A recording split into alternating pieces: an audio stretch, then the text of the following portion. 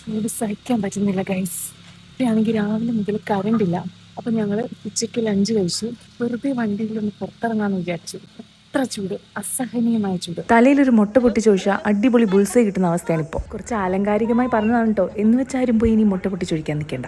വണ്ടി കയറിയപ്പോൾ തന്നെ ഭയങ്കര ആശ്വാസം. പ്രത്യേകിച്ച് പ്ലാനിംഗ് ഒന്നും ഇല്ലാതെ പുറത്തിറങ്ങിയോണ്ട് എങ്ങോട്ട് പോകണം എന്നുള്ളതിൻ്റെ ഒരു റോഡ് മാപ്പ് തയ്യാറായിക്കൊണ്ടിരിക്കുകയാണ് അച്ഛൻ. അങ്ങനെ അച്ഛൻ്റെ സ്വന്തം നാടായ ഏഴോത്തെത്തി. എത്തിയപാട് ഷർട്ട് ക്യൂരി അച്ഛൻ ചെടിക്ക് വെള്ളം ഒഴിക്കാൻ തുടങ്ങി. ഇതാണ് കേട്ടോ അച്ഛൻ്റെ തറവാട്. അവിടുന്ന് നേരെ നമ്മൾ അച്ഛൻ്റെ കസിൻ്റെ വീട്ടിലോട്ട് വിട്ടു. തൊട്ടപ്പുറത്ത് തന്നെയാണ് കേട്ടോ. കുഞ്ഞാശാനെ എടുക്കാനുള്ള കഠിന ശ്രമങ്ങളാണ് ഇവിടെ നിങ്ങൾ കണ്ടുകൊണ്ടിരിക്കുന്നത്. അവിടുന്ന് സീനേച്ചി നല്ല പുതിന ലെമൺ ജ്യൂസൊക്കെ തന്നു. എന്നിട്ട് സീനേച്ചിയുടെ കുറച്ച് ചാമ്പയ്ക്കൊക്കെ അടിച്ചു മാറ്റി ഞങ്ങൾ നേരെ അടുത്ത സ്പോട്ട് പിടിച്ചു. ഇനി നമ്മൾ മീൻ വാങ്ങാനായിട്ട് പോവാണ് കേട്ടോ.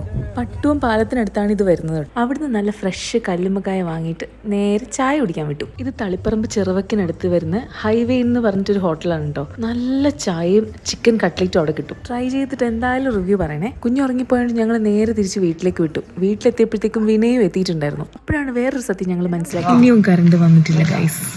അപ്പൊ